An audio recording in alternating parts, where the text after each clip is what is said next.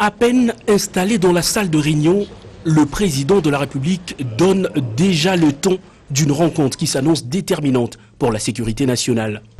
Nous devons absolument mettre fin au cycle de groupes armés devenus récurrents, a dit le garant de la nation avant de lancer une discussion qui va durer près de 5 heures.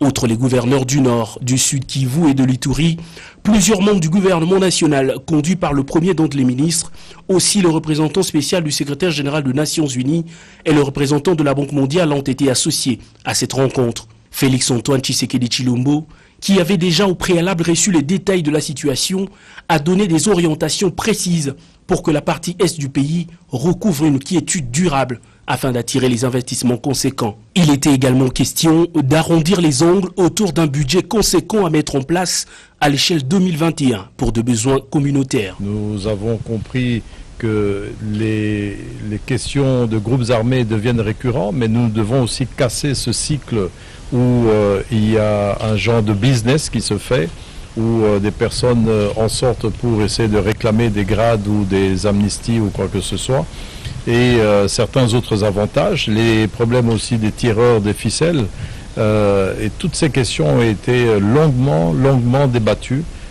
pour que chacun à son niveau puisse en porter et en prendre les responsabilités pour mettre fin et vraiment lancer la partie Est dans le chemin du développement. Le président de la République, Félix-Antoine Tshisekedi Tshilombo, avait déjà engagé un processus pour que la paix revienne définitivement dans la partie Est du pays. Mais les récents événements ont accéléré sa démarche. Les jours à venir seront sans doute. La dissertation prélude à l'édition normale d'examen d'État a été lancée ce lundi sur l'ensemble du territoire national. Les finalistes ont eu à réfléchir autour des sujets scientifiques qui leur avaient été proposés. Ils avaient le choix entre plusieurs thèmes. À Lodja, chef-lieu de la province du Sankuru, le gouverneur a procédé au lancement de ces épreuves en présence des membres du comité provincial de l'EPST, du directeur de l'EPST Sankuru et autres personnalités tant civiles que militaires. Joseph Stéphane Mukunadi, numéro 1 de cette province, a eu des mots justes pour encourager la jeunesse sankouroise, espoir de demain. Dans la province du Nord Kivu, plus de 60 000 élèves finalistes prennent part à ces épreuves hors session de l'examen d'État 2019-2020. La vice-gouverneure de cette province, Marie Lumao, les a encouragés à la discipline afin d'arracher les 100% de réussite. Les centres de Massissi ont été déplacés pour des raisons sécuritaires et toutes les dispositions ont été prises pour sécuriser les finalistes ainsi que leurs enseignants en cette période de l'examen d'État. Au Kasaï oriental, le go a été donné au collège Saint-Léon dans la commune de Bimpemba par le gouverneur de province Jean Maweja-Mouteba en présence des autorités politiques et scolaires de la province. L'inspecteur principal provincial de l'EPST, Richard Ngala Mabingo, a précisé que le Kasaï oriental a aligné pour cette édition 22 200 candidats, dont 7 072 filles ont participé dans les différents centres. Le gouverneur de province a promis aux meilleurs lauréats des bourses d'études supérieures à l'étranger. Et au Congo central, pour terminer, le gouverneur Atou Matubwana a fait une descente dans quelques centres de la ville de Matadi pour se rendre compte de l'effectivité de ces épreuves. Il a salué la grande participation des filles à ces épreuves et les invite à faire mieux que les garçons. À noter que ces épreuves se déroulent dans un climat serein sur l'ensemble du territoire. Pendant son séjour dans la province de l'Équateur, le vice-ministre à l'enseignement primaire, secondaire et technique, Didier Boudimbo, a procédé à la remise de matériel didactique pour les écoles de l'Équateur. À Litimbandaka, par exemple, ils ont reçu un lot important de matériel pour la section agricole et les entrants. Alors qu'au complexe scolaire d'Yangenda, Didier Boudimbo a inauguré un bâtiment qui compte un laboratoire biologique et physique et une salle d'informatique équipée. Ces différents dons en faveur des écoles de cette province rentrent dans le cadre de la réforme et stratégie sectorielle ainsi que l'amélioration de la qualité de la pertinence de l'enseignement au niveau secondaire et technique, comme souhaité par le président de la République, Félix-Antoine Tshisekedi. L'apport du gouvernement central aux écoles de Mbandaka s'élève à plus d'1 million de dollars américains exécutés dans le cadre du projet PEC-PESU financé par la Banque mondiale.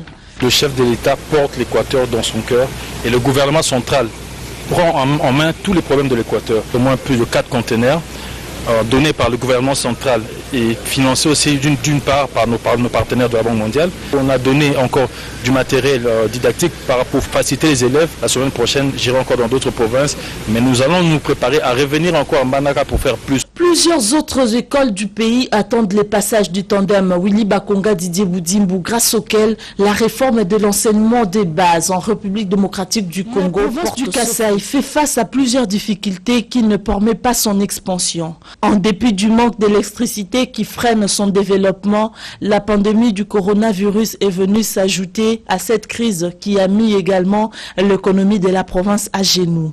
Dans le souci de trouver des solutions adéquates, le gouverneur de cette province, Piem Toutokot, accompagné de quelques députés provinciaux, ont rencontré le vice-ministre de Finances Junior Matamilanga pour faire le tour d'horizon du programme d'action du gouvernement provincial du Kasaï. La réouverture de la frontière avec l'Angola, la reconstruction des pistes et de routes de desserte agricole pour la consommation locale ainsi que l'amélioration de la qualité de recettes de la province fait partie des urgences soumises au vice-ministre de Finances pour trouver un accompagnement du gouvernement central. Nous avons étudié ensemble de quelle manière le ministère de Finances pourrait accompagner la province du Kasaï autour de notre projet. Celui qui concerne le développement d'un réseau que nous appelons corridor du Kasaï, ainsi que la compatibilité de l'action du gouvernement central face à celle du gouvernement provincial. Leurs préoccupations seront soumises au gouvernement central pour la réalisation efficace du programme d'action de la province du Kasaï. Le chef d'état-major général adjoint, chargé de l'administration et la logistique, le lieutenant-général Ndima Constant, a procédé à la remise des clés du pavillon du centre de traitement de la Covid-19 au commandant du corps de santé militaire, le général-major Ngomo Monique, ce lundi 31 août 2020 à l'hôpital militaire central à Kinshasa.